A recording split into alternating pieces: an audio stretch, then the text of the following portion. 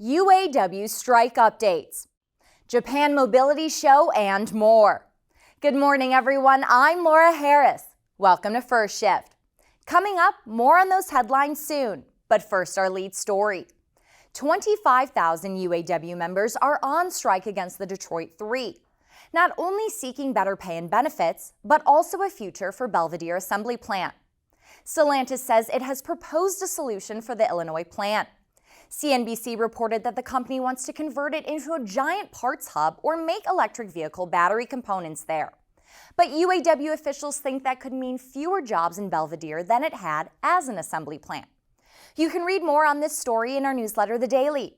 To subscribe, go to the More section on our website and click Newsletters on the left side of the screen.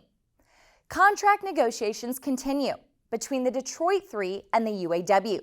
But Ford is giving the UAW a new offer. The automaker says it's offering to increase temporary workers' pay 26% to $21 an hour versus $20 an hour in the last publicly known proposal, and raise most full-time workers' pay by more than 20%. The newly presented proposal is Ford's seventh offer since contract negotiations began this summer. We are still following contract updates closely. As negotiations remain ongoing, the Detroit Three continue to pay health benefits for striking workers.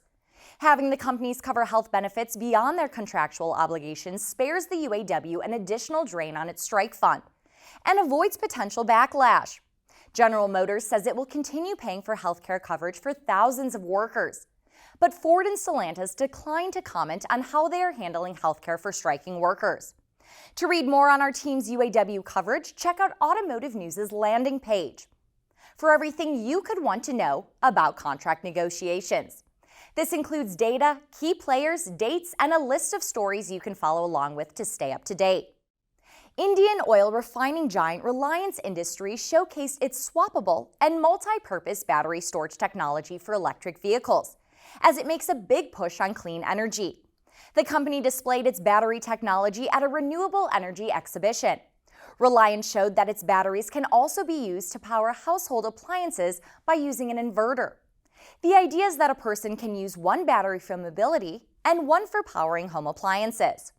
Now get ready for the 2024 Honda Prologue EV, as it heats up the mid-size crossover segment. The automaker has a lot riding on the launch of the electric crossover. It marks the beginning of Honda's ambitious push to hit 500,000 electric vehicle sales in North America by 2030 and convert 100% of its sales from gasoline engines to zero emissions by 2040. And according to officials, the Prologue is delivering a distinctively Honda experience as the Japanese brand continues to expand into the EV market. Speaking of Japanese brands, Nissan is gearing up for a big reveal. The automaker will show 5 next-generation electric vehicle concepts at this month's Japan Mobility Show to show off its future direction in emissions-free product and reclaim the momentum in a market it helped pioneer more than a decade ago.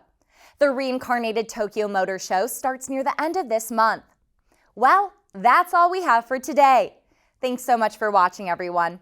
Be sure to follow us online at autonews.com and on our social channels at Automotive News for updates from our reporters all day, every day. I'm Laura Harris. Have a great day, and I'll see you all next time.